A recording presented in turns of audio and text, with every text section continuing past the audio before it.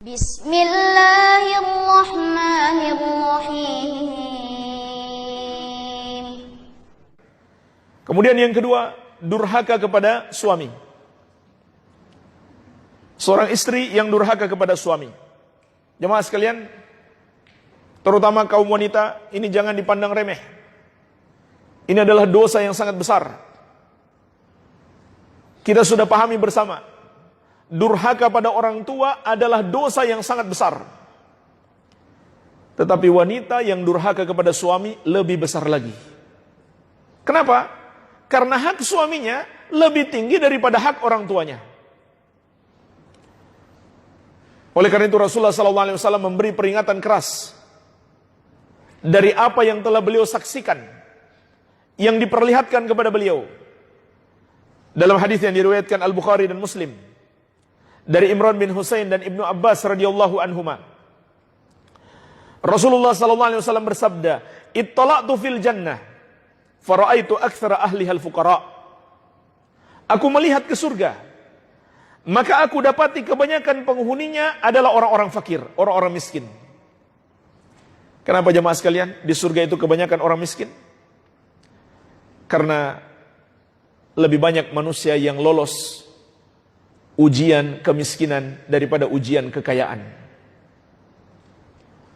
Dan karena hisab harta itu berat.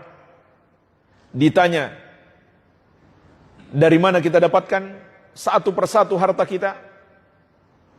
Rupiah demi rupiah harta kita. Dan ditanya, kemana kita belanjakan?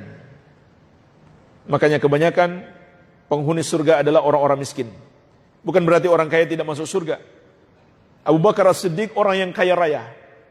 Dan surga beliau adalah surga yang paling tinggi dari seluruh umat Nabi Muhammad SAW. Karena hartanya dia gunakan untuk taat kepada Allah. Utsman bin Affan juga kaya raya. Abdurrahman bin Auf juga kaya raya. Tapi lebih sedikit orang kaya itu masuk surga. Wattala'tu finnar, fara'aitu aktsara ahlihan nisa. Dan aku pun melihat ke neraka, maka aku dapati kebanyakan penghuninya adalah kaum wanita. Inilah jemaah sekalian, sebuah hadis yang memberi peringatan keras kepada kaum wanita. Kebanyakan penghuni neraka adalah kaum wanita. Dalam riwayat yang lain, Rasulullah SAW bersabda, "Uritun nar, fa idza aktsaru ahlihan nisa yakfurna." Aku diperlihatkan neraka. Ternyata kebanyakan penghuninya adalah kaum wanita. Kemudian Nabi SAW menjelaskan mengapa kaum wanita yang terbanyak menghuni neraka. Kata beliau, yakfurna, mereka melakukan kekufuran. Qila ayakfurna billah. Maka beliau ditanya, ya Rasulullah, apakah mereka kufur kepada Allah? Qala, Nabi SAW mengatakan, tidak, bukan itu maksudnya. Yakfurnal ashir, tetapi mereka kufur kepada suami, yaitu berbuat durhaka kepada suami. Wa yakfurnal ihsan, dan kufur terhadap kebaikan suami, yaitu melupakan kebaikan suami. Terlebih lagi ketika suaminya melakukan satu kesalahan, hanya dengan satu kesalahan itu dia lupa 100 kebaikan suami. Kata Nabi SAW, "Lau ahsanta ila ihdahunna ad-dahr, thumma ra'at minka syai'an, qalat ma ra'aitu minka khairan qat." Andaikan engkau berbuat baik kepada salah seorang istrimu itu selama setahun penuh, kemudian dia melihat satu kesalahanmu, maka dia pun berkata, aku tidak pernah melihat darimu kebaikan sedikit pun. Subhanallah. Hanya karena satu kesalahan suaminya, dia lupakan banyak sekali kebaikan suaminya kepadanya. Inilah jemaah sekalian, termasuk kedurhakaan kepada suami. Dalam riwayat yang lain, riwayat Muslim dari Jabir radhiyallahu anhu, Nabi SAW juga menyebutkan di situ sebabnya. Li'anna kunna tukthirna syakata wa takfurna al-ashir. Karena kalian, wahai para wanita, banyak mengeluh dan kufur terhadap suami. Banyak mengeluh di sini, kata para ulama, mengandung dua makna. Yang pertama, selalu mengeluhkan suaminya, padahal suaminya sudah banyak berbuat baik kepadanya. Hanya karena satu dua kesalahan suami, di mana-mana dia keluhkan suaminya. Maka ini harus dihindari.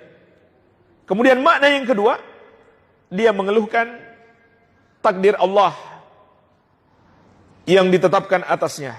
Maka ini yang menyebabkan para wanita itu banyak masuk neraka. Ya.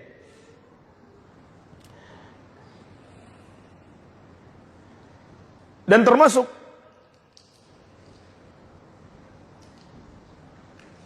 ancaman yang diingatkan oleh Rasulullah SAW untuk wanita yang durhaka kepada suami. Dan durhaka itu mencakup semua perbuatan buruk. Semua perbuatan buruk seorang istri kepada suami itu disebut kedurhakaan. Atau semua perintah dan keinginan suami yang tidak mau ditunaikan oleh istri, maka itu adalah kedurhakaan. Kecuali kalau suaminya menginginkan istrinya atau menyuruh istrinya melakukan maksiat kepada Allah, maka tidak boleh dia taat kepada suami. Itu bukan kedurhakaan. Kalau dia menentang suaminya yang menginginkan dia untuk melakukan dosa. Karena Nabi SAW telah menegaskan, la ta'ata li makhlukin fi maksiatil khaliq. Tidak boleh taat kepada makhluk dalam bermaksiat kepada Allah Sang Pencipta.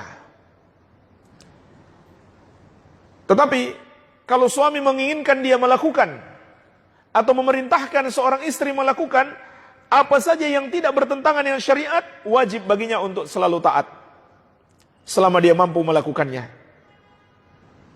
Kalau dia tidak taat, maka itu termasuk kedurhakaan. Dalam hadis yang diriwayatkan Imam At-Tabarani dari Ibnu Umar radhiyallahu anhuma, Rasulullah sallallahu alaihi wasallam mengingatkan, "Ithnatani atau ithnani la tujawizu salatuhuma ru'usahuma." Ada dua orang yang solatnya tidak melampaui kepala mereka. Maksudnya solat mereka tertahan, belum diterima oleh Allah Azza wa Jalla. Yang pertama, abdun abik min mawalihi hatta yarja ilaihim. Seorang hamba atau seorang budak yang melarikan diri dari tuannya sampai dia kembali kepada mereka. Wa mra'atun asad zaujaha hatta tarji'ah. Yang kedua, seorang wanita yang menentang suaminya sampai dia kembali bertobat. Maka solatnya tertahan, tidak diterima oleh Allah Azza wa Jalla. Jadi ini juga peringatan keras bagi para wanita. Termasuk kedurhakaan istri kepada suami, tidak mau mendatangi suami ketika suami mengajaknya ke ranjangnya. Maksudnya untuk berhubungan badan. Sebagaimana dalam hadis Abu Hurairah radhiyallahu anhu yang diriwayatkan Al-Bukhari dan Muslim. Rasulullah sallallahu alaihi wasallam mengingatkan, "Idza da'a rajulun imra'atahu ila firashihi falam ta'tihi fabata ghadbana 'alaiha la'anathal malaikatu hatta tusbiha." Apabila seorang suami mengajak istrinya ke ranjangnya, tapi istrinya tidak mau mendatanginya, tidak mau melayani suaminya, kemudian suaminya itu tidur di malam itu dalam keadaan marah kepadanya, maka para malaikat melaknatnya sampai pagi. Subhanallah, dilaknat oleh para malaikat. Bahkan dalam hadis yang diriwayatkan Imam At-Tirmidzi dari Talq bin Ali, Rasulullah sallallahu alaihi wasallam bersabda, "Ayyuma rajulin da'a zaujatahu lihajatihi falta'tihi walau kanat 'alat tanur." Wanita mana saja, istri mana saja yang dipanggil oleh suaminya untuk memenuhi hajatnya, maka hendaklah istri itu datang memenuhi panggilan suami, walaupun ia sedang memasak roti di atas tungku api. Walau sedang sibuk memasak, sibuk kerja, hendaklah dia datang memenuhi panggilan suami. Artinya, semua pekerjaan rumah itu bisa ditunda. Penuhi dulu apa yang menjadi hajat suami. Bahkan disebutkan dalam riwayat yang lain, walaupun dia mau keluar karena satu hajat, dan dia sudah berada di atas kendaraannya, hendaklah dia turun memenuhi panggilan suami. Kemudian juga dalam hadis yang diriwayatkan Imam At-Tirmidzi dari Mu'adz bin Jabal radhiyallahu anhu, Rasulullah sallallahu alaihi wasallam mengingatkan, la tu'dhi imra'atun zawjaha fid dunya. Tidaklah seorang istri menyakiti suaminya di dunia. Illa qalat zawjatuhu minal huril 'ain. Kecuali istrinya dari kalangan bidadari akan berdoa kepada Allah kalau dia calon penghuni surga. Maka Allah sudah siapkan istrinya dari kalangan bidadari.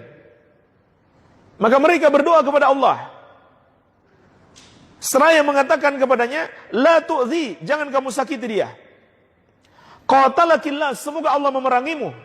Fa inna ma huwa indaki dakhil yushiku ayufariqaki ilaina. Sesungguhnya suamimu itu hanya sementara bersamamu, tidak lama lagi dia akan meninggalkanmu menuju kepada kami. Jadi ini doa para bidadari ketika istrinya di dunia menyakiti dia.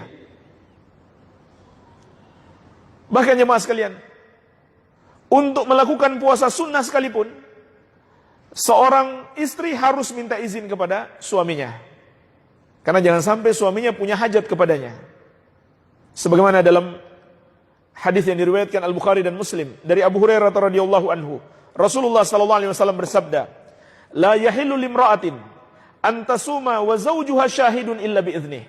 Tidak halal bagi seorang wanita melakukan puasa dalam keadaan suaminya sedang ada di rumah kecuali dengan izin suaminya. Tapi maksudnya di sini adalah puasa sunnah. Kalau puasa Ramadan, puasa wajib, tidak harus minta izin kepada suami. Bahkan kalau suami melarang, maka dia berdosa besar, nggak boleh ditaati. Kemudian lanjutan hadis, wala ta'zan fi baitihi illa biiznih. Dan tidak boleh dia mengizinkan seorang pun masuk ke rumahnya. Tidak boleh seorang istri mengizinkan seorang pun masuk ke rumah suami tanpa izin darinya. Baik, inilah jemaah sekalian, dosa besar kaum wanita durhaka kepada suami.